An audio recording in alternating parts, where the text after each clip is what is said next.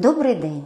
Я завідувачка лабораторії клінічного перинатального центру Пресвятої Діви Марії міста Сум Голубєва Ірина Юріївна.